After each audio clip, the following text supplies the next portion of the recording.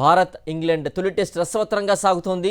ఆధిక్యం చేతులు మారుతూ సాగుతున్న పోరులో మూడో రోజు ఆట ముగిసే సమయానికి భారత్ రెండో ఇన్నింగ్స్లో 23.5 ఓవర్స్లో 2 వికెట్ల నష్టానికి 90 పరుగులు చేసింది.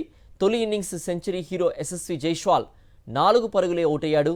కేఎల్ రాహుల్ 47 పరుగులు, సాయి సుదర్శన్ 30 పరుగులతో ఆకట్టుకున్నారు. ప్రస్తుత తొలి ఇన్నింగ్స్ ఆధిక్యం 6 పరుగులు కలుపుకొని ఓవరాల్గా 96 పరుగుల ముందంజలో ఉంది. కేఎల్ రాహుల్తో పాటుగా కెప్టెన్ శుభ్మన్ గిల్ క్రీజ్లో ఉన్నారు. అంతకుముందు మొదటి ఇన్నింగ్స్లో ఇంగ్లాండ్ 465 పరుగులకు ఆలౌట్ అయింది. 5 వికెట్లు కోల్పోయి 327 పరుగులతో రెండో సెషన్ను మొదలుపెట్టిన ఇంగ్లాండ్ మరో 138 పరుగులు చేసి 5 వికెట్లు కోల్పోయింది. హ్యారీ బ్రూక్ 1 పరుగుతో సెంచరీ మిస్ చేసుకున్నాడు. Jamie Smith 40 runs, Chris Woakes 38 పరుగులు చేశారు. భారత బౌలర్స్లో బుమ్రా 83 పరుగులు ఇచ్చి 5 వికెట్లు పడగొట్టాడు. ప్రసిద్ధ్ కృష్ణ 3, సిరాజ్ 2 వికెట్లు తీశారు. ఫస్ట్ ఇన్నింగ్స్లో టీమిండియా 471 పరుగులకు ఆలౌట్ అయింది.